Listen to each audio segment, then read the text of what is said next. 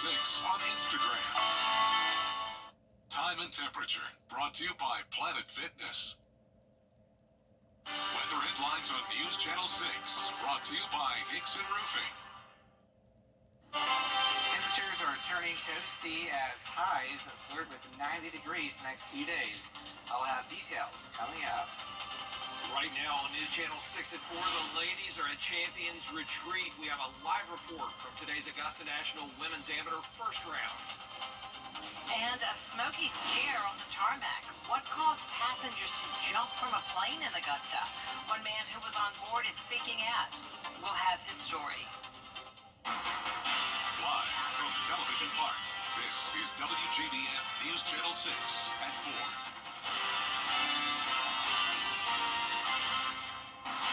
Good evening, everybody. I'm Brad Means. And I'm Jenny Montgomery. Thank you so much for joining us. Coverage you can count on begins with round 1 of the Augusta National Women's Amateur. Today, patrons packed Champions Retreat Golf Club to watch some of the best lady golfers tee off. And that is where we find News Channel 6's Barkley Bishop tonight. Barkley, Hurricane Helene did a number on that course, but there's one hole that was really impacted. Brad and Jenny, good evening. Yeah, we're talking about the 4th hole. It's where the famous broccoli tree once stood. If you've seen it, it was historic. It was massive. It was just downright beautiful. But when that storm came through, that tree went down right with it. Addie Strozier is a local photographer. She really loves to photograph nature, so this tree captivated her. And it's actually believed that she was one of the last, if not the last, photographer to take a professional photo of the tree. What an honor, and not knowing, because Mother Nature can do anything at any time. But it's beautiful. It just means a lot to everybody. People either love it or hate it. It's the Eisenhower tree of Champions Retreat.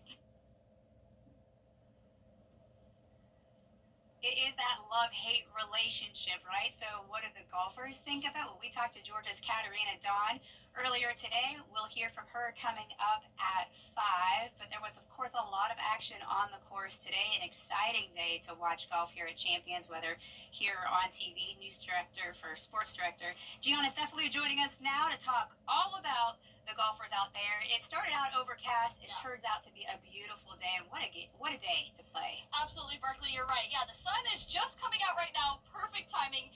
The top storyline of the day, of course, is Megan Gawney, who leads the field after day 1 of the Augusta National Women's Amateur Tournament. The junior at Stanford leads the field, shooting 9 under par for a first-round score of 63. That is a new in-law scoring record, and also a career best for her. On the back 9, she birdied holes 11 through 13 and added another at hole 16. She also eagled at the par 5 third hole on her second 9.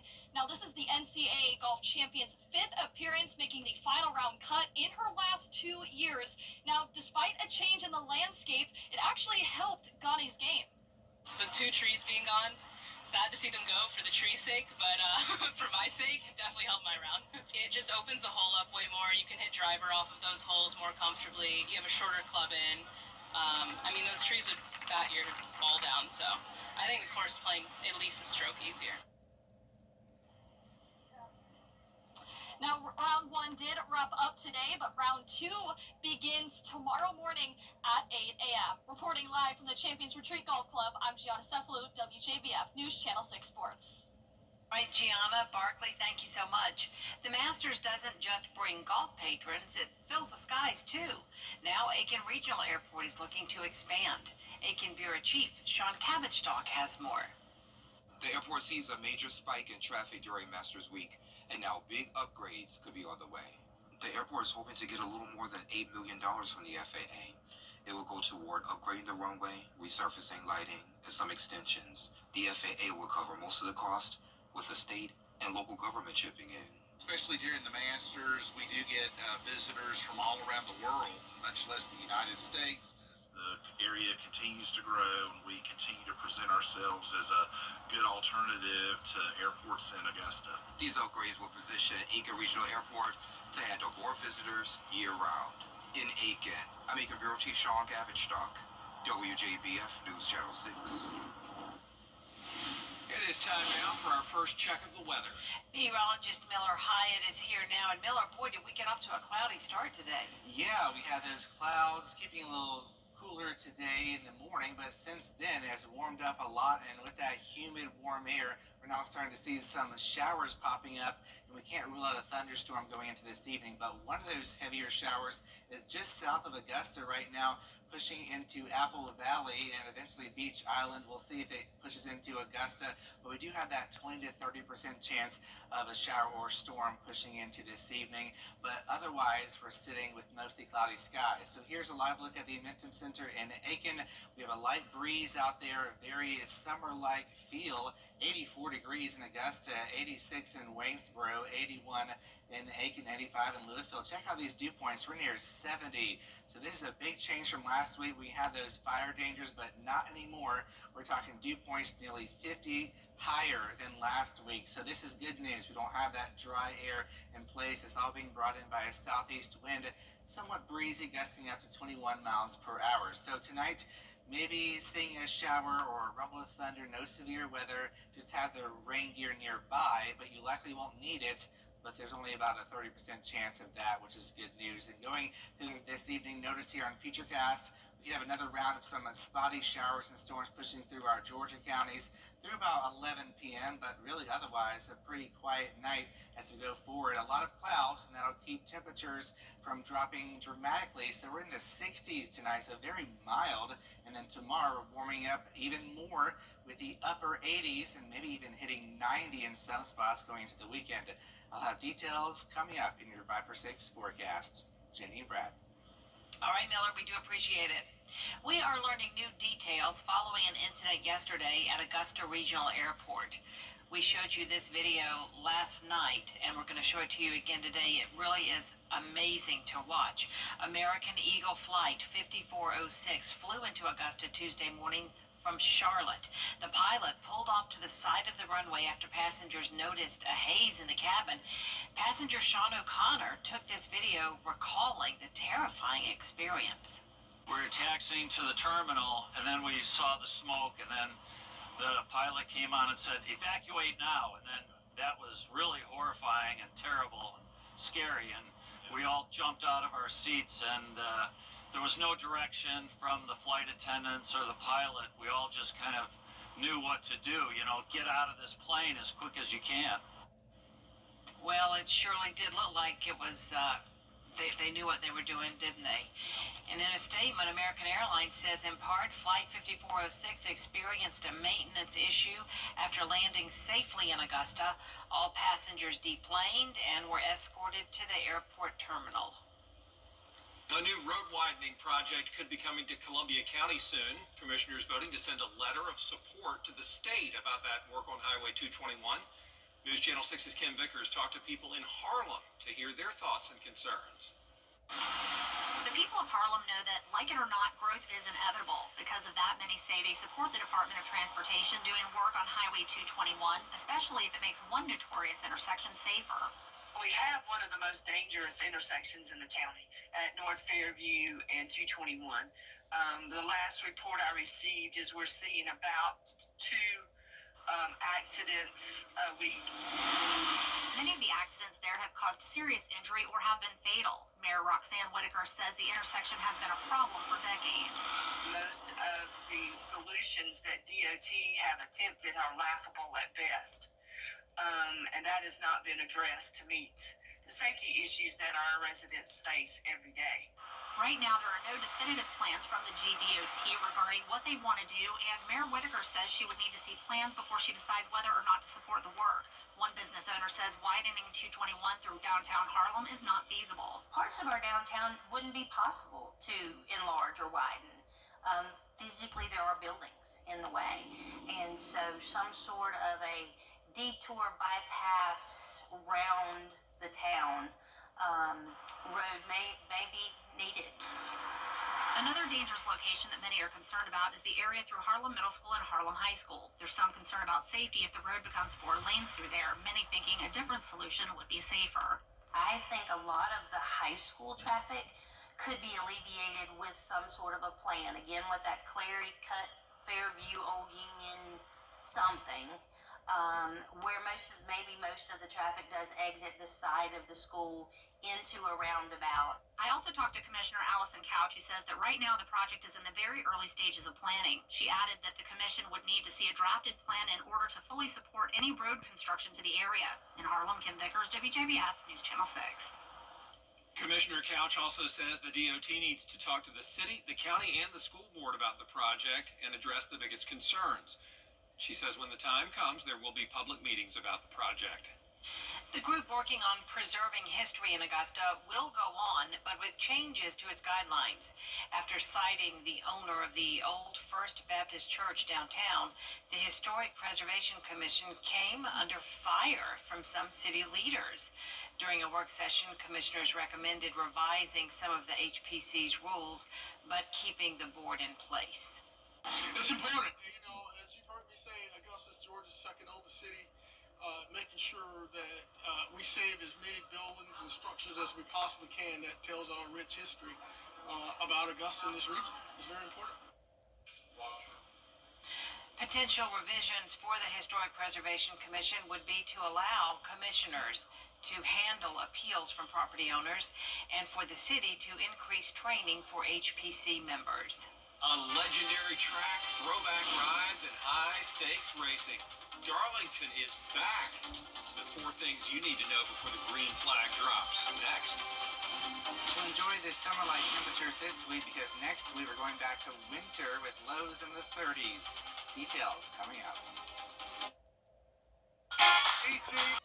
Let's face it, news is complicated. That's why WJBF.com makes it easy.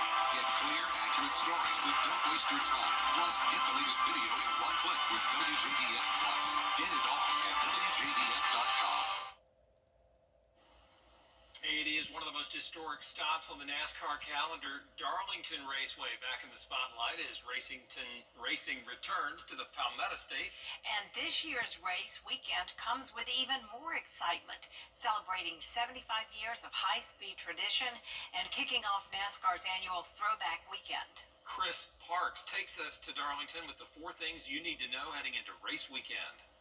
As we enter the month of April, NASCAR racing returns to the Palmetto State in the legendary Darlington Raceway. The Xfinity and Cup Series return for the first of 2 races during the 2025 season.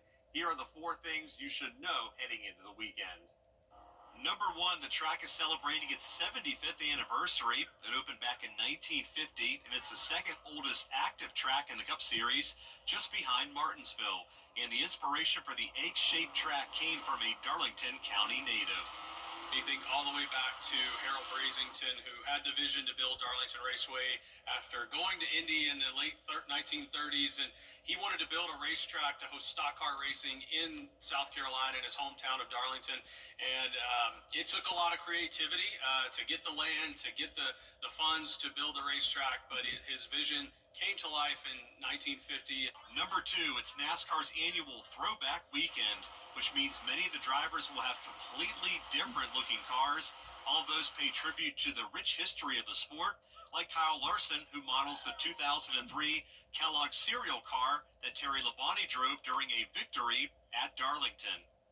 The teams that buy into it, it really touches on the past and what some of the paint schemes that have helped built the foundation of our sport. So thankfully with us in Hendrick Motorsports, there's a lot of iconic schemes and moments throughout their history that we can go back on.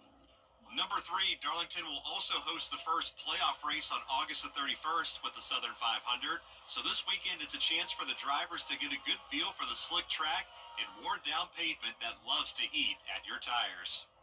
Yeah, it's just such a driver's racetrack. From the infield to the racetrack, the driver plays its role everywhere there. We got tons of pit stops. The pit crew gets to shine every time we go to Darlington. And number 4, let's rewind to 1 year ago. The 2024 winner of the Goodyear 400 was the veteran Brad Keselowski, and that happened on Mother's Day. That was his only victory of the season and his first time back in victory lane in Darlington since a 2018 Southern 500 triumph. It's just a tough track. You got to be perfect with the car, the placement, the brakes, the throttle, how smooth you are, and how all that comes together is really special. With the 4 things you need to know, I'm Chris Parks. Darlington's always full of drama, and with the throwback paint schemes and playoff implications already in play, this weekend's race should be one to watch. How about a live look now at the track's Tough to Tame, where this weekend NASCAR gets set to celebrate the track's 75th anniversary. Don't miss a second of our coverage on the CW6, starting Saturday with a NASCAR countdown live at 3 p.m., followed by NASCAR Xfinity Series racing from Darlington. Don't go away. Miller standing by with your full forecast next. Weather headlines on WJBF News Channel 6. Brought to you by Hickson Roofing. If your roof needs fixing, call Mr. Hickson. I'm Austin Jackson, and for me, keeping it local really matters. Like when you're hungry, it's tough to beat a great meal at your favorite local spot. Well, if you've been injured, keeping it local matters even more. You need a law firm with experience in our area's courtrooms and a track record you can trust. The CSRA has always been my home. People know my law firm for work in the community as well as for our life-changing results. That's local experience you can count on. If you've been injured, call Austin Jackson, the Augusta guy, 706-724-7224. Every day, ordinary people in the CSRA do extraordinary things to serve our community.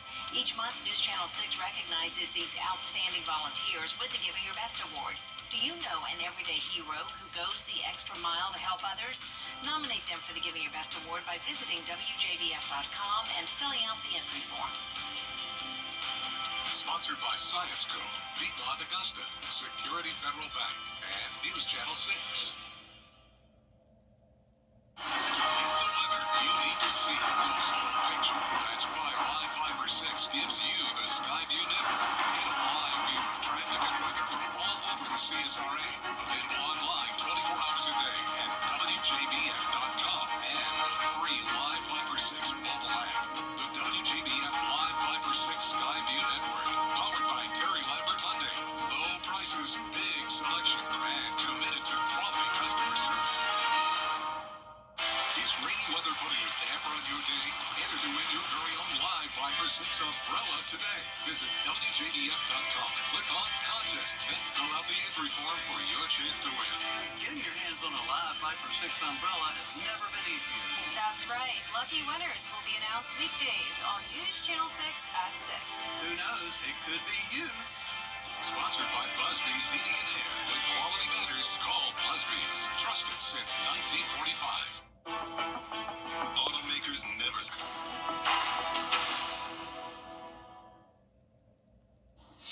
Now, your most accurate forecast with WJBF Live Viper 6. We got some showers popping up on Live Viper 6 right now, and a pretty good downpour pushing into Augusta right now. All this red showing some torrential rainfall. Don't see any lightning as of this minute, which is good news. I'm not expecting any severe weather, but we could see some thunderstorm activity just with all the moist air in place and the warm conditions right now. And pushing into Augusta, that's what we're seeing right now. Also, right now in Saluda County, we're seeing some heavier downpours right here with this cell pushing north towards Fruit Hill and eventually in Limp and Big Creek, Chapman's Crossroads. Watch out for the potential for some rain. And looking at our Terry Lambert Hyundai Skyview cam, we had some raindrops here earlier. I just saw that as we look at the Savannah River. It is beneficial rain. Of course, we don't want the rain during the ANWA, the Masters, but of course, during springtime, you kind of expect this kind of weather. 84 degrees right now with a mix of sun and clouds. South wind at 15, so a little bit breezy. Dew point of 67, so it is very humid out there. We're ahead of this cold front here that's bringing in some stormy and possibly dangerous weather over in the central U.S. And check out the severe weather outlook. We have a rare high risk for severe weather and some strong long track tornadoes possibly pushing into Memphis going into tonight. But thankfully we have a ridge of high pressure that's going to protect us from all that stormy weather as that front really just sticks towards our west along the jet stream, and we're having more summer-like temperatures and mostly dry weather as we go towards the rest of this week. And eventually we could see some record temperatures, and even tonight we're going to be very mild, and we could break the record low high of 66. And looking at but our high temperature tomorrow is 88. So we won't get close to the record of 92, but I think we're going to break the record almost going into Friday. It will be just 1 degree shy. And then Saturday, we're still very warm, 89 degrees. It's just a few degrees shy of our record of 91 degrees. And then we turn to storms as we go into Sunday. That cold front is going to be pushing on through our way, and unfortunately, we do have a chance of severe weather with that. Right now, it's still too early to tell exactly what we're going to see, but thankfully, looking at our future storm fuel, we have low fuel. So just think of it as a race car. We don't have a lot of fuel to get to the end, which is good news. However, we still do have about a 15% chance of some damaging winds. Of course, we'll be fine-tuning that forecast. The good news is we'll see lots of beneficial rain, potentially 1 to 1.5 inches of rain going into Sunday afternoon and Monday. Temperature-wise, it's going to fall dramatically. We're going from 89 on Saturday down to 64 degrees next Wednesday, so that's going to be a big drop. And overnight low is also noticeably cooler, from 62 Sunday morning down to 38 degrees Wednesday morning. So looking at our lows tonight, well above freezing, 60s across the board. A few storms before midnight. Tomorrow, temperatures approaching 90 degrees, maybe hitting 90 south of I-20. And your 10-day forecast shows that storm chance Sunday afternoon into Monday.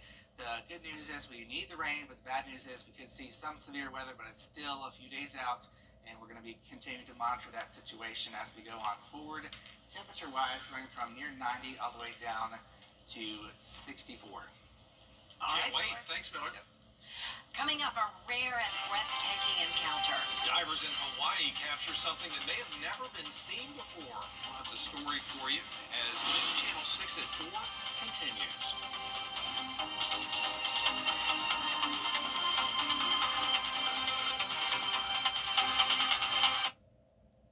April 2nd through 5th. Take a look at this, a rare and spectacular sight. Marine biologists believe this video shows the first ever sighting of an albino whale in Hawaii. Divers got these images on Friday. It shows what appears to be an albino pygmy killer whale being guarded by blackfish. And marine biologists say these whale species are protected, so it's illegal to get within 100 feet of them. Good shots there. Up next, President Trump has unveiled sweeping new tariffs. Could they jumpstart American factories or trigger a recession and cost your family thousands? We're breaking it down.